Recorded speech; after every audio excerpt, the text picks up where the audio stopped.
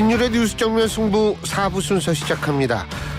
매주 수요일 4부는 오늘 하루 정치권에서 가장 주목받는 키워드로 알아보는 코너죠. 키워드로 보는 승부인데요. 자, 오늘도 두 분이 나와 계셔야 하는데 한 분밖에 안 계십니다. 한 분은 지금 오시고 계십니다. 그래서 일단은 김민하 시사평론가 두 분, 저하고 둘이만 일단은 얘기를 해보겠습니다. 김민하 시사평론가 나와 계십니다. 어서 오십시오. 안녕하세요.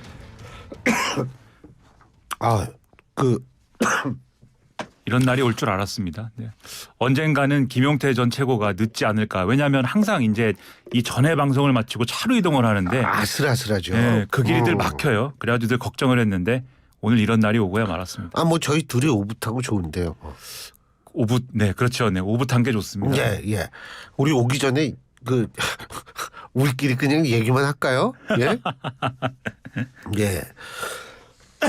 그래도 뭐 둘이 얘기하면은 이제 화기애애하고 이제 좋은 모습들이 많이 연출이 되니까 저희는 좋은데 김용태 전 최고가 아무래도 소외되면은 거기서 이제 할 말 많은 분인데 또 지도부 출신이고 해서 좋은 정보들이 많은데 그 얘기를 꼭 들어봐야 되는데 빨리 그렇죠. 오셔야 되는데. 네. 오긴 올 겁니다. 일단 우리 둘이 얘기해 보죠. 첫 번째 키워드 이재명, 김부겸, 오찬 회동입니다.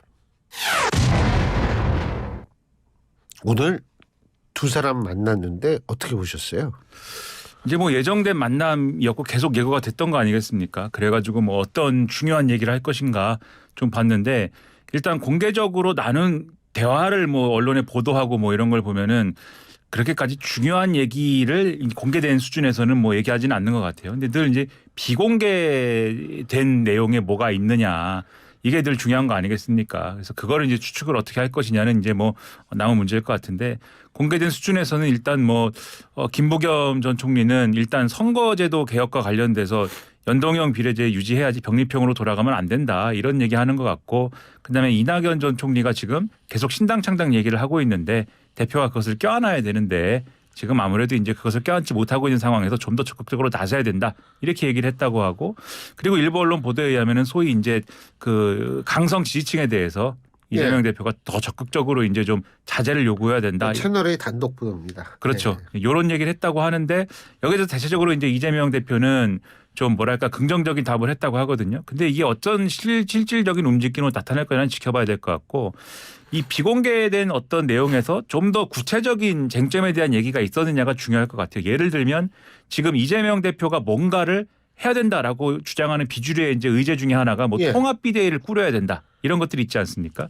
근데 말은 통합 비대위인데 실질적으로는 이재명 대표가 이제 물러나야 된다. 이런 거지 않습니까? 그래서 그런 것에 대한 대화가 나왔는지 그러면 이재명 대표가 만약에 물러나는 걸 전제로 했을 때 김부겸 전 총리는 그럼 어떤 역할을 하게 되는 건지 뭐 이런 얘기들 그다음에 지금 이제 아무래도 공천 갖고 여러 가지로 시끄러운 일들이 많은데 그러한 공천 관련해서 뭐 어떤 대화를 나눴는지 뭐 이런 것들이 어떻게 됐을까 뭐 그게 중요하지 않을까 싶습니다. 어쨌든 김용태 전 최고위원 오시고 계시니까 혹시 오시기 전에 저희 방송 지금 듣고 계실 텐데 김용태 전 최고위원 이견 있으시면 우물정 0945 짧은 문자 50원 긴 문자 100원의 유료 문자입니다. 유료죠 그게? 예, 유료죠. 말머리에 용 달아서 의견 보내주시면 저희가 반영해 드리겠습니다. 물론 청취자 여러분 당연히 몸이 많이 안 좋으셔가지고 네. 감기 때문에요. 죄송합니다. 청취자 여러분들도 문자 보내주시면 저희가 당연히 반영해 드리겠습니다.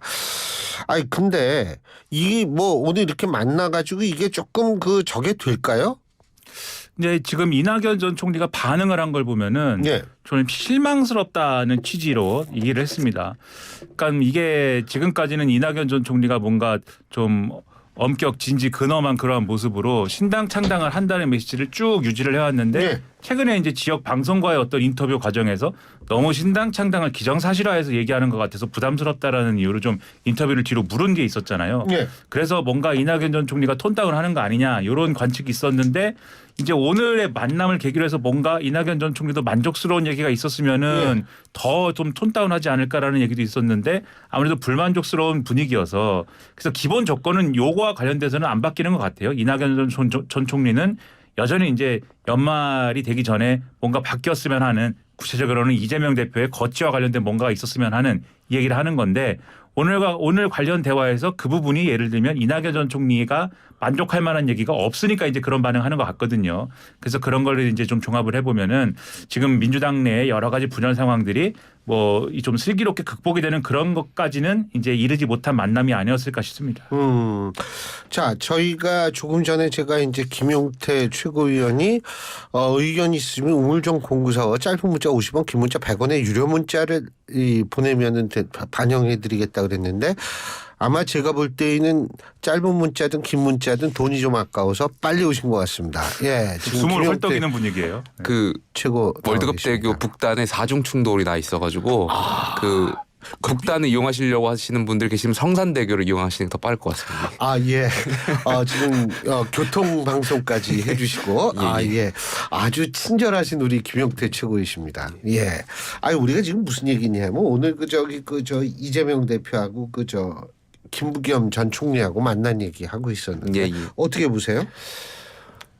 일단은 저는 이재명 대표께서 이낙연 전 대표 고립작전을 쓰고 계신 거 아닌가에 대한 생각이 있어요. 그러니까 김부겸 전 총리 만나서 당을 정상화하고 좀 복원시키려고 하는 방안, 비판에 대한 방안, 결국에는 도덕성 회복에 대한 문제를 다룰 수밖에 없을 텐데, 근데 이재명 대표가 여기에 대해서 어떻게 보면 대상자시잖아요. 당대표시고. 근데 이것을 당장 해결해 줄 수는 없을 것이고, 결과적으로 이 김부겸 전 총리와 만나고 회동하면서 이낙연 전 대표의 창당에 대한 압박을 하려고 하는 어떤 그런 전술 아닌가 이런 생각이 있습니다. 그 신당 창당 그러면 어떻게 될 것 같으세요? 제가 볼 때 이낙연 전 대표는 뭔가 이제 본인이 신당 창당을 선언하고 이러면 그래도 어느 정도 지금보다는 좀 더 나은 조건에서 신당 창당이나 이런 것들을 얘기를 좀 크게 가져갈 수 있지 않을까라는 기대가 있었던 것 같은데 그 기대에 상당히 못 미치는 동력이거든요. 지금 상황이 객관적으로 봤을 때 뭐 현역 의원들이 좀 뭐랄까 지금 따라 나온다든가 그런 기류가 아닌 거는 애초에 좀 예상이 됐던 부분이 있고 예. 그런데 지역에서 예를 들면 호남 지역이라든가 이런 부분에서 좀 여론이 뒷받침된다거나 이런 흐름이 좀 있어야 되는데 지금 그런 상황도 아닌 것 같고 예. 원외에 있는 일부 이제 세력이나 이런 부분들이 붙어져서 지금 실무적인 작업을 같이 하고 있다고는 하지만 이분들도 뭔가의 어떤 지역이나 또는 세력을 대변하거나 이런 수준까지 이른 건 아니거든요. 그래서 좀 어려운데 다만 지금 민주당에서 어쨌든 공천 관련해서 슬슬 이제 파열음이 나고 있는 상황 아니겠습니까? 그래서 공천과 관련돼 가지고 뭔가 공천이 끝나고 난 다음에 여기에 파열음이 어느 정도나 나서 이게 예를 들면 이재명 대표가 너무 이제 자기가 이 대권에 다시 도전하는 거 위주로 생각을 해서 뭔가 불공정을 공천을 했다라는 게 너무 이제 이 민주당의 어떤 주된 분위기가 된다고 하면 그러면 이제 이낙연 전 대표가 밖에서 준비를 하고 추진을 하고 뭔가 하겠다고 하는 신당의 뭔가 동력이 뭐 붙거나 그런 상황이 될 수는 있겠죠. 그래서 사실 이재명 대표가 얼마나 여기다가 명분을 쥐어주느냐 여기에 따라 달린 것 같은데 지금까지는 어쨌든 오늘 이 시간까지는 이낙연 전 대표 입장에서는 사실 신당 창당의 명분이랄까 이런 것들을 상당히 못 찾고 있는 상황이 아닌가 싶습니다. 그래도 거기 보니까 그 공천 부적격인가 그래가지고 반발이 심한 것 같은데 어떻게 보세요?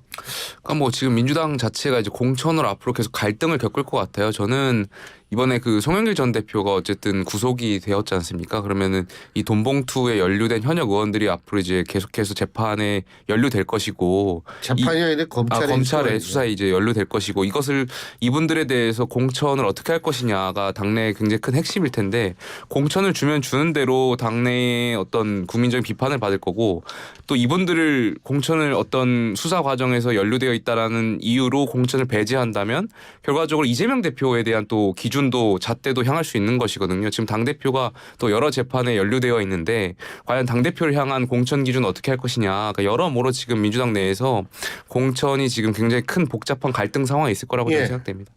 아니 이 사법 리스크가 이게 그러니까 이재명 대표는 재판 받으러 가고 송영길 전 대표는 구속되고 의원들은 한 20여 명이 또 검찰 소환될 가능성도 있고 이 사법 리스크 커지는 거 아니에요?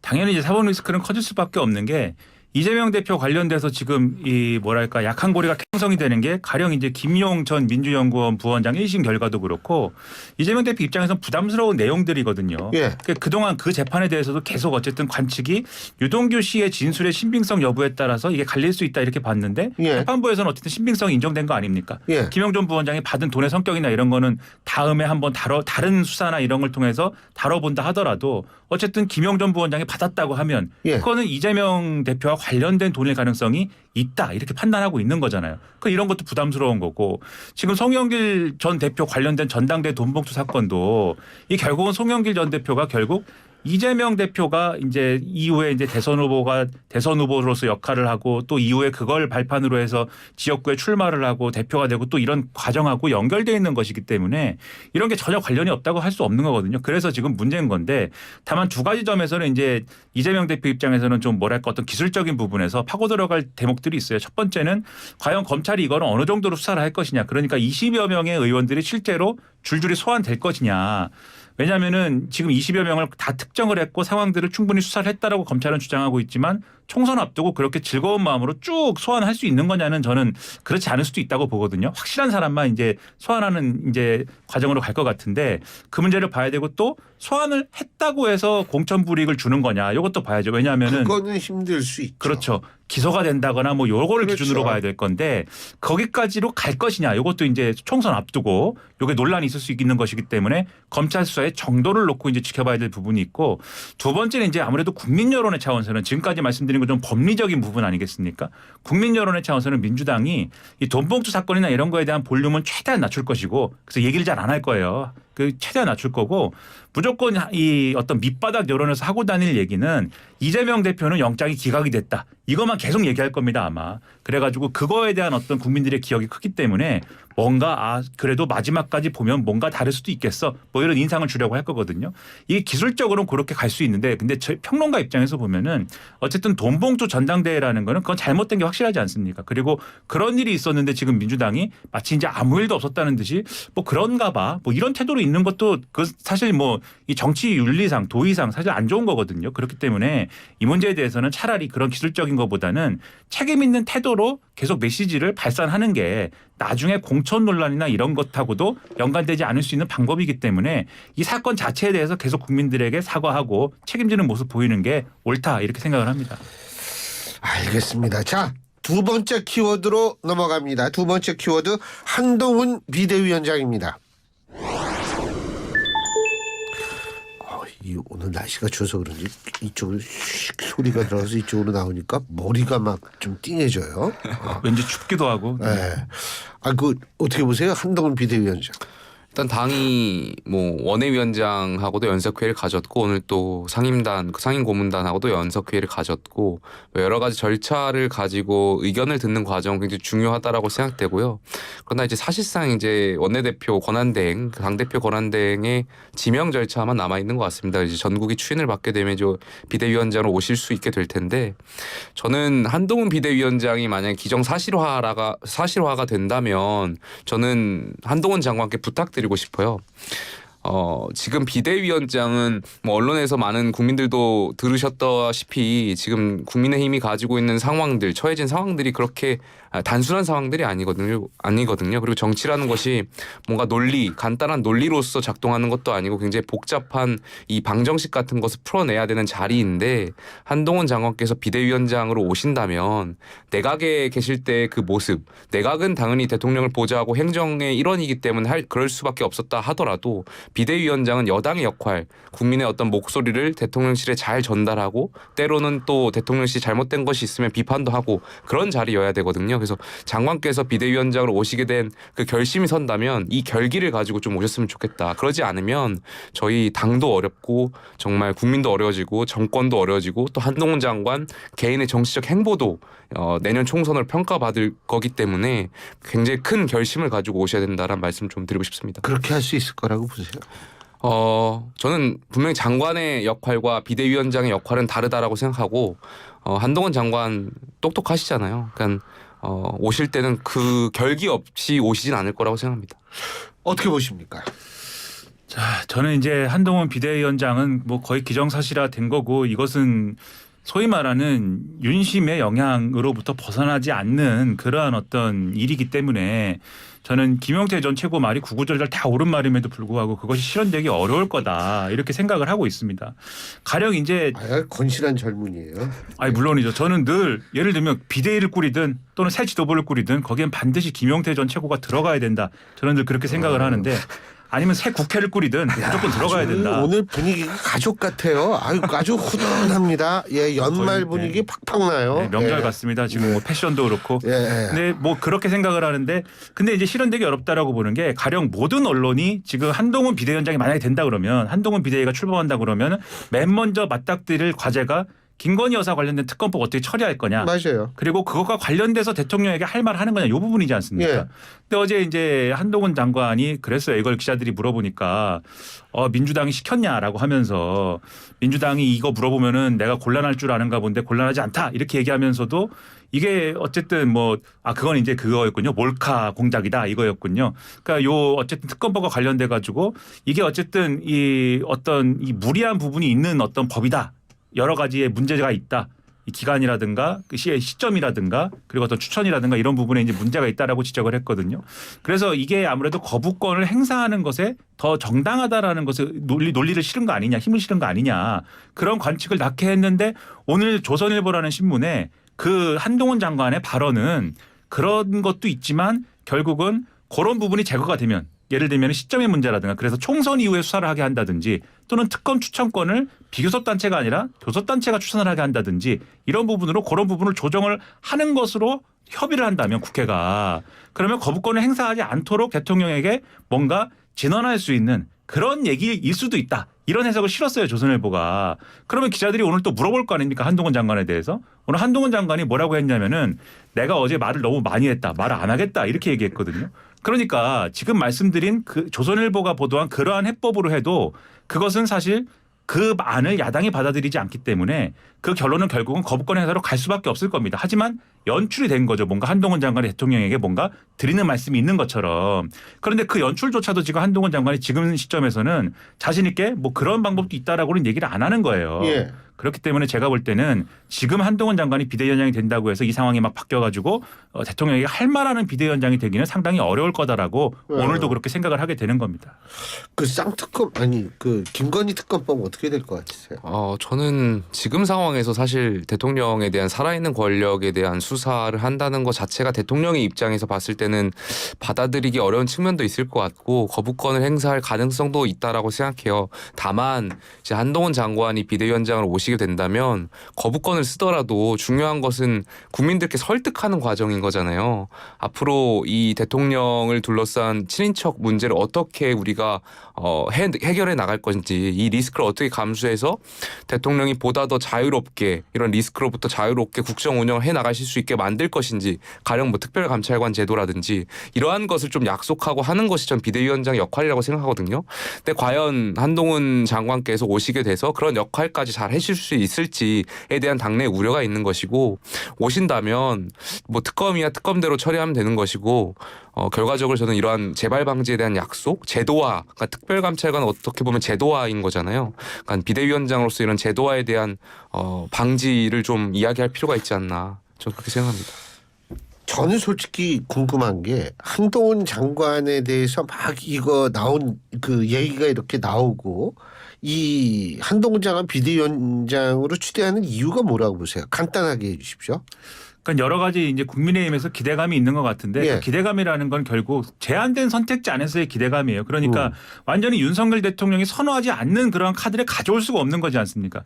굉장히 제한된 상태에서 예를 들면 한동훈, 김한길 무슨 뭐 몇 명의 그러한 이제 윤심에서 벗어나지 않는 카드 중에서 그래도 뭔가 이번에 파격적일 수 있는 카드를 선택하다 보니까 한동훈 비대위원장이야 이렇게 되는 것 같고 예. 거기에 대해서 윤석열 대통령도 오케이 해서 이렇게 된 건데 그러한 선택만으로 지금 이길 수 있는 총선 승리로 갈 수 있는 그러한 국면도 아닌데다가 한동훈이라는 사람의 정치 앞으로의 어떤 정치의 행로에 있어서도 이번에 만약에 이거 못 풀면은 굉장히 치명적인 선택이 될 수 있어서 이게 맞는 선택이라고 저는 전혀 생각하지 않는다 이렇게 말씀드리겠습니다. 왜?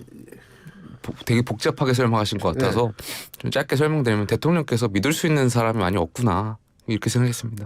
예. 윤심이다. 근데 뭐 사실 믿을 수 있는 사람을 고른다기보다 사람을 골라서 믿게 만들어야 되는 게 맞지 않나 이런 생각도 들거든요. 예? 한동훈 장관 어쨌든 그러면 이제 비대위원장하면 공관위원장도 임명해야 되는 거 아닙니까? 모든 것을 이제 비대위원장이라는 거는 비상대권을 가지는 자리이기 때문에 모든 것들을 판단하고 결정하고 그것을 신속하고 또 섬세하게 해야 되는데 예. 그러한 것들의 경험이 미진하니까 뭔가 불안하다 이런 여론이 있지 않습니까? 옆에서 도와줘야 될 거예요. 근데 누가 도와주는 거냐? 김기현 지도부를 했던 분들이 거의 그대로 가서 도와주는 거 아니냐 이런 의문이 있습니다. 지금 그 최고위원들을 했던 분들하고 또 이철규 인재영입위원장이라든지 이런 분들 있지 않습니까? 그대로 가서 도와줄 건데 그럼 바뀔 거냐? 이게 6위가 전환이 되는 거냐? 이런 의문이 있어서 비대위원이라도 좀 산뜻한 사람으로 뽑아서 그걸 보완해 보자. 좀 그런 네, 제안을 저는 드리고 싶습니다. 저 말씀 굉장히 동의하고요. 예. 짧게 말씀드리면 예. 벌써부터 당내 이제 한핵관들이 움직이고 계신 것 같아가지고 장관께서 그런 거 좀 잘 보셨으면 좋겠습니다. 예, 잘 알겠습니다. 오늘 두 분 말씀 여기까지 듣겠습니다. 고맙습니다. 감사합니다. 예, 지금까지 김민하 시사평론가 국민의힘 김용태 전 최고위원 두 분과 함께했습니다.